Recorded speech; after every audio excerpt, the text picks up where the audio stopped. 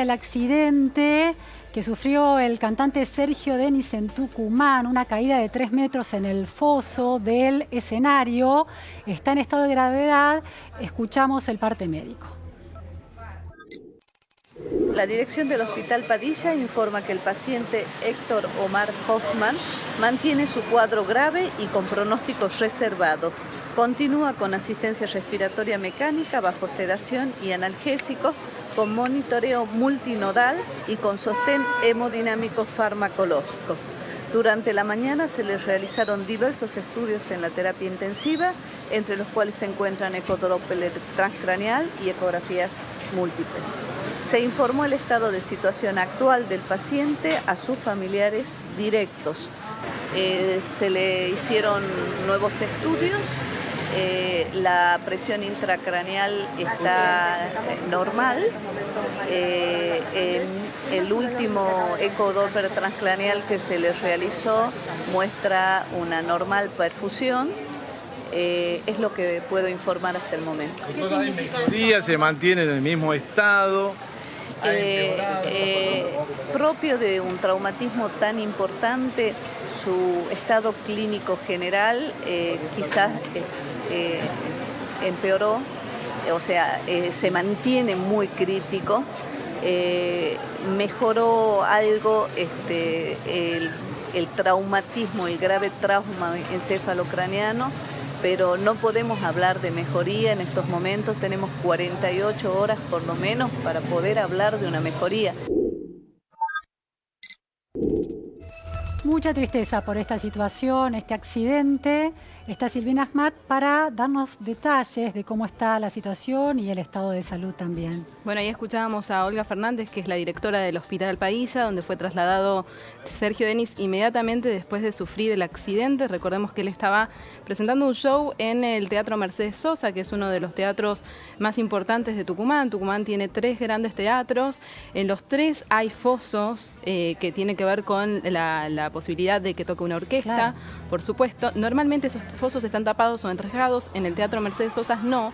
Y como vemos ahí, hay una pasarela que atraviesa, que cruza el escenario y permite la posibilidad de bajar del artista a la platea. Esto no es común, ¿no? Este puente no es común que haya cuando hay un foso. Claro. Normalmente hay que entrar por los costados, claro. Por lo tanto es una situación particular que ha tenido esta posibilidad de atravesar el foso, cruzarlo, claro. Y en ese momento enfrentarse al peligro que eso significaba. Él se bajó. Claro, generó un riesgo innecesario esa pasarela. Exactamente, sí. Él ahí se baja a cantar, como bueno, te invita, esa pasarela, claro. Te invita con esas escaleras. Probablemente la mayoría de los artistas populares que han ido a cantar a Tucumán a este teatro han hecho lo mismo, sí, y se han expuesto al mismo riesgo. Como vemos en el video, como se ve en los videos que se ha difundido, él bajó a cantar, cantó un buen rato en la platea, desfiló por lo que sería el centro de la nave, y después cuando vuelve es en el momento en que un error de cálculo de sus pasos hace que termine en el foso. El foso tiene una distancia de 3 metros de altura y eso es más o menos parecido, es casi como caerse de un primer piso. Claro, de un techo, de una casa. Sí, de un techo de una casa, claro. O sea, es una caída muy, muy grave y así es como sufrió estas heridas gravísimas. El panorama no es bueno, tal como escuchábamos recién en el parte médico. Te invito a escuchar las palabras del hermano de Sergio. El hermano viajó su hijo, sí. Así que ellos fueron los que se comunicaron con la prensa. Él relata cómo fue la caída. El cuadro de él no ha empeorado, pero es grave. Me lo estaban comentando los muchachos, simplemente pisó mal el borde de la tarima y se fue abajo. Sergio tiene muchos años en el escenario, ¿le había pasado alguna vez una cosa así? Una pequeña cosita al comienzo de él, pero era un escenario de acrílico donde no tenía marcado que se terminaba el acrílico. Simplemente eso, pero fue una pavada, pero no, nunca le pasó esto, jamás. Primera vez que va a superar una situación difícil, Sergio. Es experto en situaciones difíciles. Y la de Paraguay fue... Si ha habido algo, un pequeño cambio, es una pequeña mejoría. Entonces, eso, entre estar estabilizado o tener una pequeña mejoría, ya es un logro. Pero sigue siendo grave la situación. Bueno, Bueno, allí estaba el hermano del cantante Sergio Denis, un tanto más optimista. Bueno, esto fue un poco más temprano, de manera que el primer parte médico todavía hablaba de una situación estable y de esperar la evolución.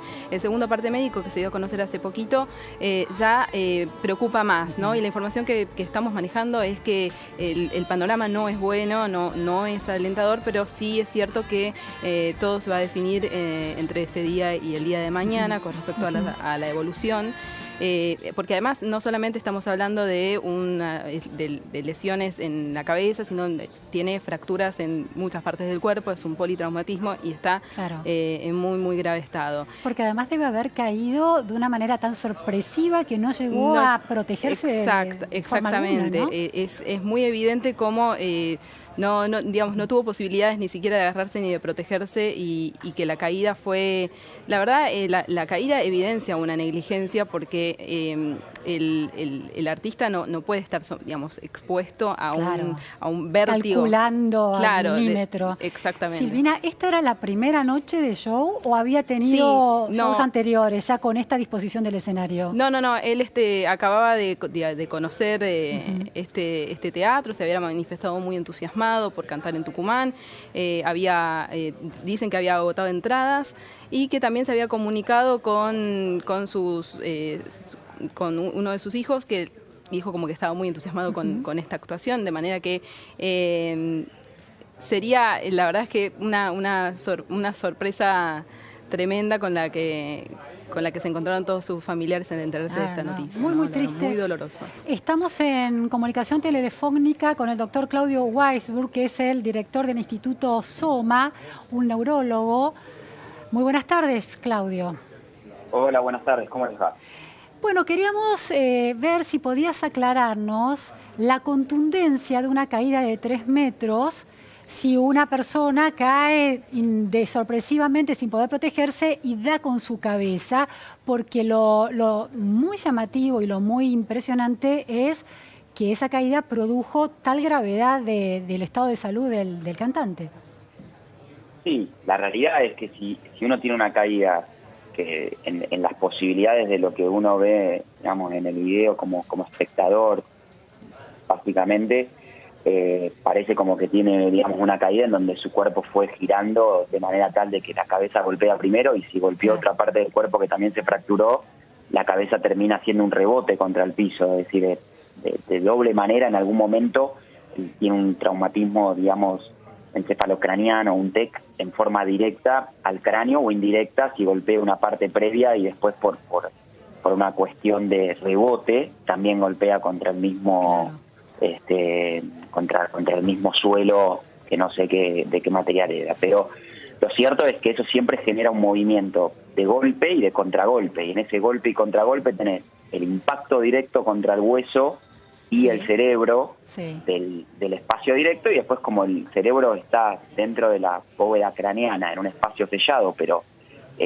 flotando en líquido, tiene un movimiento brusco, como en cualquier traumatismo, politraumatismo o accidente automovilístico, en donde uno viene con una aceleración de la caída, entonces la dirección de todo el cuerpo es hacia un punto, se choca contra un espacio que lo retiene, y el cerebro va y viene, que también genera daño ese movimiento de contragolpe. Claro, entonces, se choca el cráneo contra el piso y el cerebro contra el cráneo, contra el interior del cráneo. Exactamente. Entonces eso genera un tipo de lesión que tiene que ver con el impacto directo. Cuando hay una fractura de cráneo, el cráneo puede quedar en una solución de continuidad en donde uno tiene una raya de fractura, pero no hay desplazamiento. Cuando uno tiene fractura con desplazamiento, el mismo cerebro, el mismo hueso, se transforma en una pequeña esquirla que lastima el cerebro. Claro, impresionante. ¿Entiende?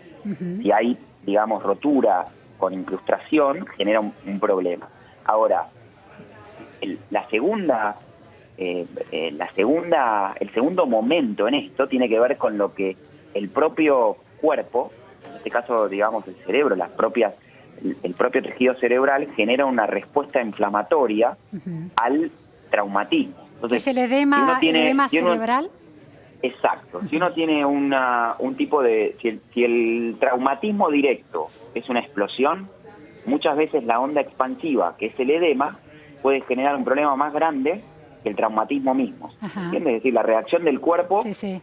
puede generar una reacción inflamatoria y de edema mucho mayor que el traumatismo mismo. En este caso, a veces hay traumatismo mínimo desde la altura, que la onda que la cascada inflamatoria y el edema puede ser más importante que el traumatismo. Claro. En este caso, la caída misma es importante y a eso se le suma el edema. Claro. Por eso todas las maniobras, cuando uno entra a un centro, a un hospital o sanatorio, y las medidas de cuidado intensivo son para neuroproteger o tener medidas de neuroprotección para el edema.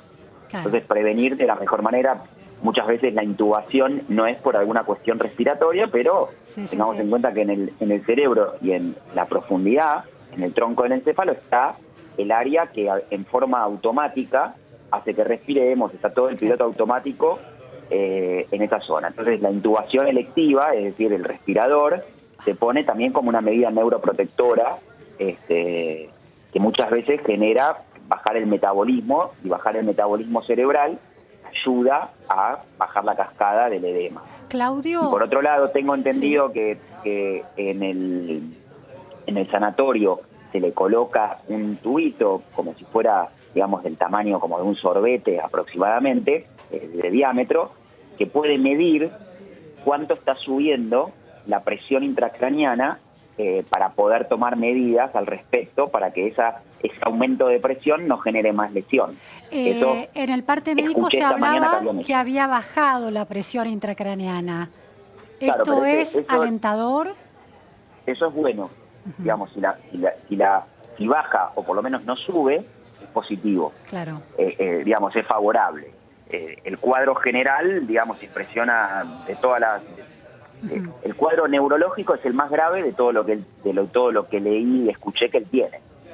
Bien. ¿No? Es decir, el traumatismo de cráneo, el edema y digamos las lesiones que se producen secundario a esto. Una última pregunta, Claudio. ¿Cómo es la recuperación de una persona, estadísticamente hablando, que sufre este tipo de accidentes? Bueno, las primeras 48, 72 horas, es decir, la evolución en donde estamos en este momento, diría que son muy importantes y trascendentales para la evolución futura y del pronóstico también. Es decir, porque toda esta cascada inflamatoria, todo este edema, se va produciendo en estas 48, 72 horas. Entonces, ¿cómo va evolucionando? ¿O cuánto tiempo se mantiene sin tener una presión que aumente y demás? Es favorable en un cuadro que es, digamos, como un pronóstico reservado por el título, ¿no? Es decir, uno no conoce detalles, pero el título genera, digamos, ese nivel de cuadro neurológico.